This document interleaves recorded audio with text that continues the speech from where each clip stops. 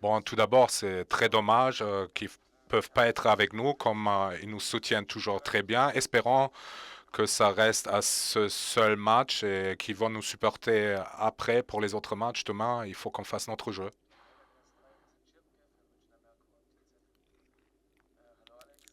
Bonjour Alex. En ce moment, tu es en bonne forme, tu as marqué à Leipzig. Quel est ton secret de succès en ce moment et comment est-ce que tu décris tes points forts? Bon, j'essaye toujours de donner le mieux de moi-même, le meilleur de moi-même dans chaque match. Je pense que je joue un football assez simple, mais bon, je peux créer aussi des bonnes ouvertures. Je pense mon calme avec le ballon sert très bien à l'équipe et ça me fait un grand plaisir de jouer avec cette équipe. Alex, vous avez commencé de manière impressionnante cette nouvelle année, 16 à 3 buts dans ces trois matchs, ces trois derniers matchs. Mais ce qui a été remarquable, c'était que la première mi-temps contre Wolfsburg et Leipzig n'était pas peut-être si extraordinaire, mais vous avez toujours la foi pour la victoire et cette qualité dans votre équipe. Est-ce que c'est un peu le schéma dans ce moment ou c'est quoi la raison? Bon, honnêtement, je ne sais pas exactement pourquoi c'est comme ça. Comme vous avez dit, dans ces derniers matchs, c'est vrai, on a encaissé un but et après, on a dû revenir, mais normalement, on essaie toujours d'être là, être présent dès le début, aussi de mener le jeu. Malheureusement, ça n'a pas marché dans ces derniers matchs, mais bien sûr, c'est ce qu'on va essayer demain aussi, de mener le match.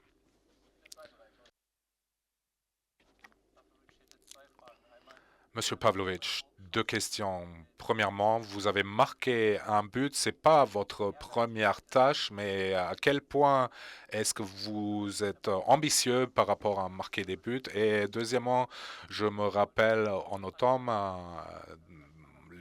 au sein de l'équipe nationale, par rapport à vos absences, vous avez dit que ce sujet, ça vous énerve, ça vous prend la tête. Maintenant, c'est un peu terminé. Est-ce que vous avez changé quelque chose par rapport à votre approche? Bon, tout d'abord, il faut que je dise que je suis vraiment heureux que je suis maintenant en bonne santé depuis un bon moment. Je l'ai déjà mentionné plusieurs fois. Très content que je suis en forme. J'ai pas changé grand-chose. Bah, j'étais pas à défaut aussi pour plusieurs choses, pour ma clavicule et la blessure à l'œil. C'était pas de ma faute. Mais comme j'ai dit, maintenant je suis là, je suis en forme et je regarde vers l'avant. C'était quoi la deuxième question? Excusez-moi, j'ai pas compris. Oui, non, oui, le but, ah oui, bien sûr, je me réjouis à chaque fois quand je marque. Évidemment, ça arrive pas aussi souvent, mais je pense, on a vu aussi comment j'ai célébré le but, que ça arrive pas aussi souvent. Bonjour, Alex. Dans cette saison, on parle beaucoup de ces joueurs offensifs très fameux qui marquent beaucoup de buts. Comment est-ce que c'est pour toi une ligne derrière, de commencer ces attaques et de regarder ces gars, qu'est-ce qui les rend si irrésistibles, si extraordinaires, ces trois, quatre gars devant toi? Ouais, bon, les regarder là devant ce qu'ils créent, c'est magnifique. Et nous, derrière et en défense, on est responsable de leur fournir les ballons. Devant, ils ont toutes les libertés, ils peuvent faire ce qu'ils veulent. Et comme le monde entier peut voir, ils sont sur un niveau extraordinaire. C'est un grand plaisir d'avoir ce genre de joueurs devant soi, de leur donner le ballon. Et eux, ils font un top travail.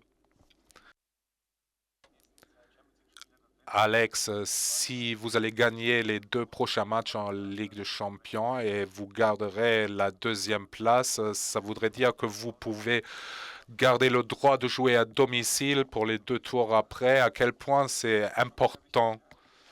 Oui, je pense que c'est assez important, comme j'ai déjà mentionné à la première question, avec nos supporters, on joue encore un cran mieux. Et c'est pour cela qu'on va tout donner pour que ça arrive de cette manière. Alex, les collègues en ont déjà parlé. Toi, en ce moment, ça marche très bien. Tu as aussi un contrat à long terme au Bayern. C'est un peu différemment avec ton pote Leon Goretzka. Son contrat terminera cet été. Tu as dit plusieurs fois à quel point il est important pour le Bayern, aussi pour ton évolution, pour ton développement. À quel point est-ce que tu souhaites qu'il restera au-delà de cet été? Bah, je l'ai déjà dit quand je suis monté ici. Lui, c'était vraiment un des piliers pour moi. J'avais toujours des bons entretiens avec lui. Il m'a toujours donné des bons astuces, de bons conseils. Je serai toujours reconnaissant pour cela. C'est un super type, un super être humain et tout le reste, ça sera décidé par le club et par lui-même et je ne peux pas trop le commenter. Alex, quand Joshua Kimmich est en forme, souvent tu changes avec Léon Goretzka sur le 6. Comment est-ce que vous faites ça encore? Est-ce que vous discutez encore ou comment est-ce que vous faites? Non, en fait, ça va tout seul. Voilà, avant le match, on voit qui joue et celui qui joue, il va jouer, c'est tout.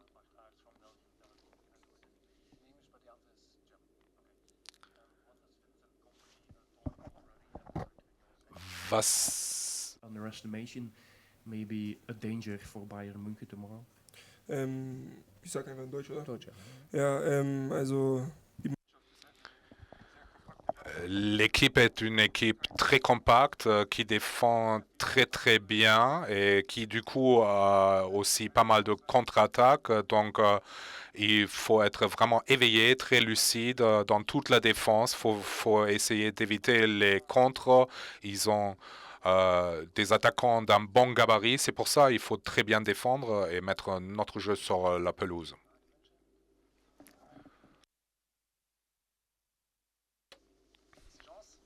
Dernière chance pour poser une question. Non, c'est pas le cas. Alors, on va revenir tout de suite avec le coach. Merci.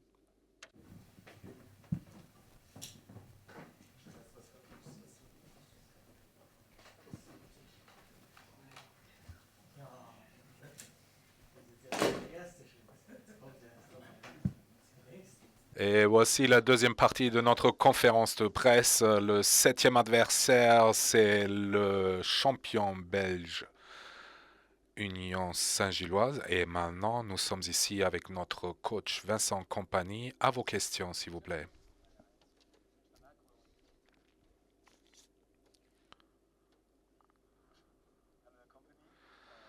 Bonjour, monsieur Compagnie. Demain, une atmosphère extraordinaire vous attend puisqu'il y a pas mal de supporters qui sont exclus. Qu'est-ce que vous en pensez de... Oui, bien sûr, c'est très dommage, surtout quand on voit les succès que le FC Bayern a eu à domicile, aussi en Ligue des Champions. Il faut voir aussi le support qu'on a à domicile. Donc demain, ça ne sera pas le cas. Mais malgré cela, on a toujours, je crois, 70 000 fans qui seront là, qui seront motivés. Mais bien sûr, j'espère que cela ne va pas se reproduire très souvent et que les supporters seront avec nous comme ils sont importants pour nous.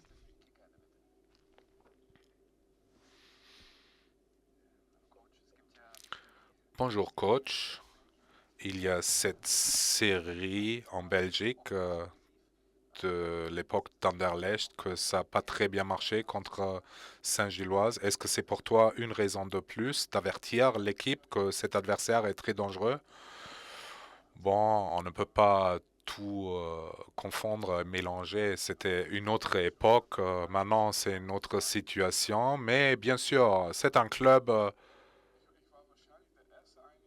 Peut-être j'étais le premier qui avait dit lors d'une conférence de presse, parce que notre premier match après Covid, après le Covid, c'était contre Saint-Gilloise à domicile, je crois. Et donc on avait 2 mois pour préparer ce match. C'était ce temps-là, le blanc de Covid. On avait regardé 8 ou 9 matchs de Union et tout le monde était content pour Anderlecht. Oui, ça va être facile, on les joue à domicile. Mais moi, je les avais analysés, je les avais observés. Et déjà à l'époque, j'ai dit, ils font un très bon travail. C'est pas un adversaire très facile. Ils vont jouer très vite pour des titres en Belgique. À l'époque, ils étaient juste promus, mais il y avait déjà des très bons joueurs. Et ce que je veux en dire, c'est qu'ils font du très bon travail. Ils ont des joueurs très talentueux qui vont partir plus tard peut-être en Bundesliga ou en Premier League. Et c'est un club qui connaît ce rôle d'underdog et qui s'en sert aussi. C'est pour cela que je sais que c'est un adversaire difficile. J'ai beaucoup de respect pour leur travail, mais ce qui s'est passé à l'époque, quand moi j'étais entraîneur d'Anderlecht, non, c'est un autre match demain. Bonjour, monsieur Compagnie. J'ai pas trouvé la bonne statistique, alors contredite-moi si vous voulez. Mais les time per touch chez Musiala sont très augmentés, comme voilà, il sait très bien manier le ballon. Est-ce que vous croyez qu'avec lui, l'offensive, le flow dans l'offensive va changer? Peu importe, ça peut changer, ça a le droit de changer. J'ai aucun problème avec ça. Si Leonard Carl joue, si Serge joue, ce sont d'autres profils de joueurs et moi j'aime ça. Je l'ai dit à plusieurs reprises. Peut-être maintenant ça devient de plus en plus clair. Je ne suis pas quelqu'un qui veut aller contre le profil d'un joueur. Je pense qu'il faut être 100% compatible. Je pense qu'ils peuvent créer d'autres problèmes pour l'adversaire et c'est pas du tout obligé que c'est toujours la même chose. Mais ce qui est un fait aussi, ça aussi, c'est une donnée qu'il a marqué plus de 20 buts la saison dernière. Il a raté pas mal de matchs, Jamal. Et avec cela en plus, il avait 15 assists. Donc, oui, la chose principale, c'est que le ballon va dans la cage de but. Le reste, je m'en fous. Vous avez parlé de Musiala ce week-end. On a vu que lorsqu'il est arrivé sur le terrain, il avait le sourire incrusté dans son visage. Oui, en effet, il a toujours. Maintenant, comment est-ce que vous l'avez vu à l'entraînement? Comment est-ce que vous le montez? Est-ce que vous lui donnez toujours quelques minutes de plus? Est-ce qu'il y a un vrai plan ou est-ce que c'est une décision spontanée? Non, il y a un plan, mais nous sommes à la fois très flexibles aussi, c'est-à-dire tous les jours après l'entraînement, on s'entretient avec le staff médical, on essaye toujours de comprendre ce qui serait mieux pour lui dans le match prochain. Est-ce que ce sont 10 minutes, 20 minutes? Est-ce qu'il a senti une petite douleur? Pas de douleur. Donc, on est dans cette phase où on est encore très, très flexible. Il faut pas oublier seulement parce qu'on fait le deuxième match qu'on est déjà avancé d'une semaine. Non, il n'y a que 3 jours entre le match contre Leipzig et demain. C'est pour cela on est complètement calme par rapport à ça. Notre approche est très calme, mais ce qui est super pour nous, que nous n'avons non seulement Jamal, mais aussi Alphonso Davies et Ito, tous ces gars qui étaient blessés depuis très longtemps, qui nous donnent beaucoup d'énergie positive. Je l'ai dit l'année dernière. L'année dernière, c'était Eric Dyer et Harry Kane pour le premier trophée.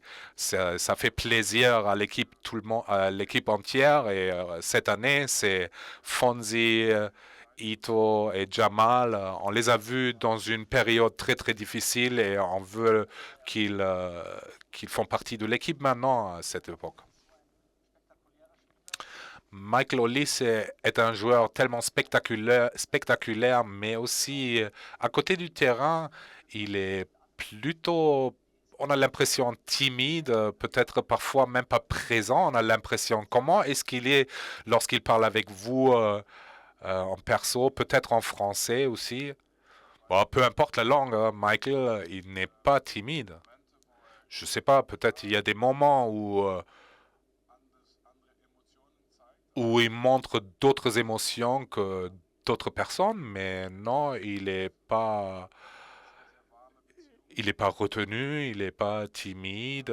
C'est un mec très chaleureux aussi dans les vestiaires et une partie intégrale de ce groupe. Mais vous voyez, peut-être vous voyez toujours l'autre côté, mais sa personnalité, c'est un peu comme il joue. Voilà, tout est dit avec ceci. Just of Union last weekend, what did you think about the level of Union and where do you see the danger for for Bayern in this form against this Union? No, I think it's difficult. I think it's difficult to compare. Je pense que c'est difficile de comparer le match de la semaine dernière et ce match. Voilà, une chose c'est ils faisaient le match et je pense ce qu'ils préfèrent c'est être le underdog, d'être sous-estimé. Ils peuvent avoir ces moments de héros, de défendre le goal avec des ballons arrêtés. Et il n'y a aucun club en Belgique qui a fait ça mieux ces 5-6 dernières années que Union. Mais je pense que c'est un match complètement différent. Nous sommes à domicile, nous devons montrer notre performance. Voilà. They don't have to understand everything. We kunnen het gewoon in Nederlands doen, dat is geen probleem. Ja, nee, maar ze hebben gevraagd om het niet te doen in het Nederlands. Oké, ça va. Ja, Vincent, Union is een club uit Brussel. Heb je daarmee dezelfde rivaliteit zoals je bijvoorbeeld bij Standaard of Club Brugge hebt? Of is daar meer sympathie voor? Nee, totaal meer sympathie. Duidelijk antwoord. Want je had het last... beter waren dan iedereen dacht. Ja. Oh, sorry, nu zeg ik het in het Nederlands. Ja, he didn't realize he was talking Dutch. Sorry. Ja, so...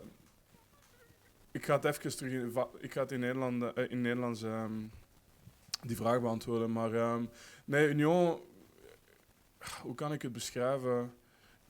Kijk, voor een Brusselaar was Union in mijn tijd ook vaak in de 3e, 4e klasse. En wij gingen daar met de familie soms naartoe de zondag. En we gingen soms zelfs naar RWDM om matchen te gaan zien. Dus we zijn Brusselaars. Die rivaliteit voor mij is op het veld zeker daar. Maar ik bedoel, als ik moet kiezen tussen Union, Standaard of Club Brugge kampioen, dan is het heel duidelijk Union. En dan ga ik er niet slecht van slapen. En dat is een club ook die... Het was ook heel belangrijk voor Brussel. Ik ben een Brusselaar, dus ik ben ook fier dat Brussel 2 ploegen heeft in de eerste klasse. Liefst nog een 3e ploeg, met RWDM erbij. Dus nee, vanuit mijn kant, ik wil winnen omdat ik trainer ben van Bayern. Maar als Anderlecht niet kampioen kan spelen, dan ga ik niet bitter zijn als Union succesvol is. Alleen ja, het mag zo snel mogelijk terug Anderlecht zijn. Ja. Zurück zu Sky Deutschland mit Torben Hoffmann, bitte. Vincent, Vincent, j'ai posé la question à Alexander Pavlovic. Il n'a pas su l'expliquer. Comment est-ce que tu le vois, toi? 3 matchs en Bundesliga, 16-3 buts, des victoires très claires. Mais si on regarde dans les détails, avec Wolfsburg, Cologne et aussi Leipzig, la première mi-temps, il n'y avait peut-être pas tellement le flow, aussi comme toi tu le veux, comme tu l'imagines. Maintenant, c'est sur la scène internationale. Est-ce que ça te fait du souci que c'est peut-être une tendance ou c'est quoi la raison qu'il vous faut ce moment pour vous réveiller, par exemple, encaisser le premier but? Bon, néanmoins, je crois que les 3 matchs étaient bien différents. Cologne, Wolfsburg n'étaient pas comme Leipzig, mais ce qui est similaire, c'est vrai qu'on a encaissé un but. Mais je dirais, dans cette période-là, le janvier, avec tant de matchs, c'est cette période. Et tu sais, quand tu es dans cette période, c'est 1-1, 0-1, 1-0. C'est victoire ou la défaite, c'est très juste et c'est très important pour nous qu'on arrive toujours à faire la différence, qu'on n'attend pas jusqu'à la dernière minute ou qu'on doit avoir peur jusqu'à la dernière minute dans ces matchs. Mais quand même, On avait des matchs où on a dominé pendant 90 minutes complètement. Maintenant, contre Leipzig, contre Cologne, ce n'était pas le cas. Contre Wolfsburg, si, je pense quand même. Mais que les autres équipes nous rendent la tâche difficile, c'est normal aussi. Ça fait partie du football. Nous y sommes préparés. Et si à la fin on gagne 2-1 contre Wolfsburg, à la fin on a gagné les 3 points et on a fait pas mal de choses bien. Et si on gagne 8-1, on a toujours du travail aussi. Et contre Leipzig, tout n'était pas parfait, c'est vrai. C'était un peu différent que les 2 matchs avant, quand même. Mais je pense, si tu arrives à franchir cette phase, cette période, après, tu vas retrouver ta performance entière. Et tant que tu marques tes buts, que tu gagnes les points, ça te donne aussi une énergie, une certaine force. Bonjour coach. À quel point est-ce que c'est difficile de dire à Joshua Kimmich qui ne fait pas partie du 11 de départ et peut-être vous devez le répéter demain ou est-ce que sa cheville s'est remise pour qu'il fait partie de la formation de départ? Bon, Josh, quand il a une douleur, ce n'est pas si difficile. On en parle tout le temps, son ressenti. Voilà comment il se sent. Aujourd'hui, on a vu à quel point il était positif dans l'entraînement, combien de fois il a célébré. Donc, ça en dit des choses, comment il se sent. Et ce qu'il a maintenant, c'est bon, c'est pas une catastrophe, mais il faut quand même très bien faire attention à son ressenti. Et ça, c'est voilà, ça c'est la base pour demain. Mais je pense qu'il se sent bien pour demain, mais on va le confirmer demain matin. Mais j'espère qu'il se sentira bien et puis on verra qui va figurer dans le 11 de départ. Excusez-moi, je n'ai pas entendu la question. La réponse était non, on a très bien passé ces 3 derniers matchs. You have Harry Kane up front. Everyone knows he scores so many goals, top scorer in Europe. My question is, given this, how does he always find space, and how do you always try to create space for him? Space in the box or space in In the box, please. the box, right? Yeah, I think. The only way I can compare it is to the instincts of a defender. Bon, je peux seulement le comparer aux instincts d'un défenseur. Comment défendre un ballon, pour lui, c'est l'inverse, comme attaquant, je pense. Il a tant d'expérience pour comprendre quels espaces faut attaquer dans quel moment. Puis on le voit qu'il communique tout le temps avec ses coéquipiers. Quand est-ce qu'il veut le ballon? Où est-ce qu'il veut le ballon? Et nous avons la qualité pour lui le servir. Et lui, il mélange ça très très bien. Il trouve cette balance où il se dit je suis plus fort que le défenseur, je peux me battre contre lui, je vais gagner. Ou de l'autre côté, non, c'est pas la peine de me batailler là. Il est toujours présent pour les deuxièmes ballons, pour les passes croisées, même si c'est pas pour lui, il fait ses courses et puis voilà, les nombres s'accumulent. En ce moment aussi, il marque depuis 25 mètres. C'est un joueur qui a une telle variété de finition, mais voilà, dans la surface de réparation, il est extrêmement bon. Excusez-moi, je n'entends pas la question.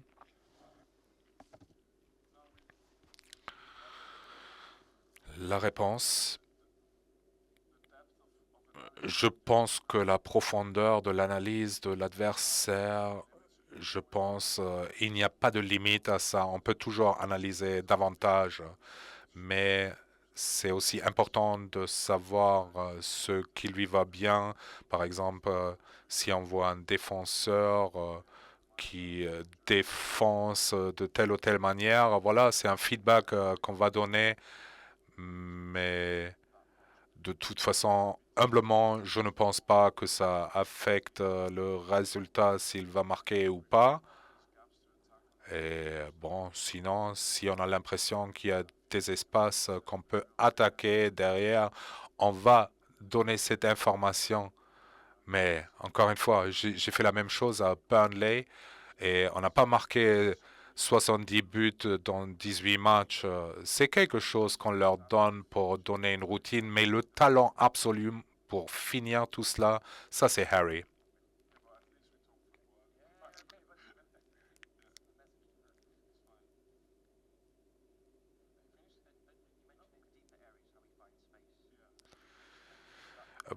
Vous avez parlé des espaces plus profonds, comment ils trouvent ces espaces. Est-ce que vous pouvez aller un peu plus en profondeur? Bon, j'ai dit ça avant, mais je réitère parce qu'on a toujours ces questions. Si c'est Harry avec Lenny, Harry avec Jamal, ou Harry avec Serge, Serge avec Jamal, c'est peu importe pour moi. Ce sont des joueurs qui peuvent jouer dans des espaces centraux, et moi je veux qu'ils jouent contre les défenseurs de l'adversaire, c'est-à-dire si des défenseurs qui ne veulent pas presser contre un de nos attaquants, je dis non, reste là avant qu'on a le ballon et puis tu viendras après parce que le milieu, il va t'oublier. Mais si par exemple tu joues contre un défenseur qui a des problèmes à gérer les espaces dans son dos, mais voilà, je pense qu'il faut une relation, ils doivent travailler ensemble, les joueurs. C'est pas un joueur, c'est un joueur qui crée les espaces pour un autre joueur. Par exemple, quand on voit Harry qui fait quelque chose, le joueur à côté de lui, il fait aussi quelque chose, donc ils sont en relation. Mais avec le temps, je pense, ça devient plus clair, mais voilà, si Harry veut être plus bas, il peut être plus bas. Et je dis aux gars, la seule règle que j'ai, c'est ils doivent finir dans la boîte de la surface de réparation. Voilà, ça c'est la seule règle. Ils doivent finir en surface de réparation pour marquer.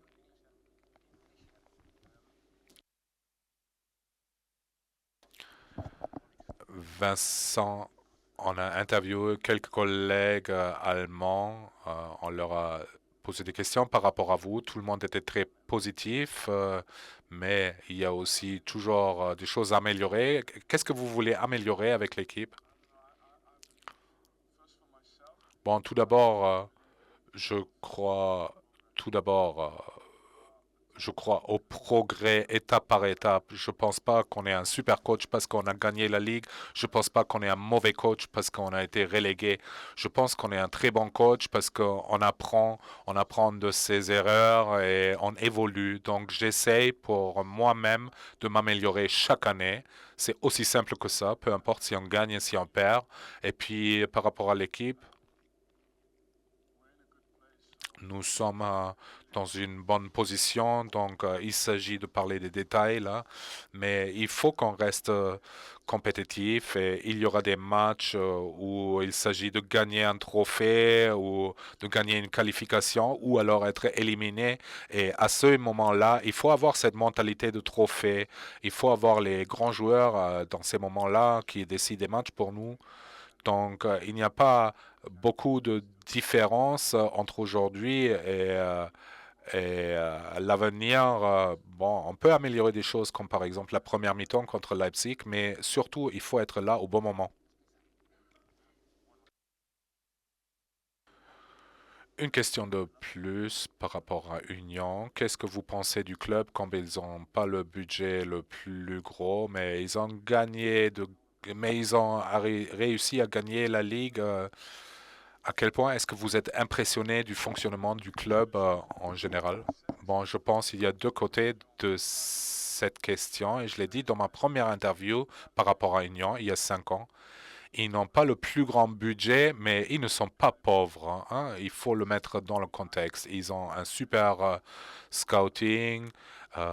Ils peuvent scouter des joueurs dans le monde entier aussi avec l'aide de Brighton. Mais en même temps, ils prennent des décisions excellentes. Et je dois dire je crois qu'ils avaient 4 coachs. Mazu, Pochignoli, Hiratz, Blessing. Alors c'est le 5e coach maintenant. Et il joue pareil.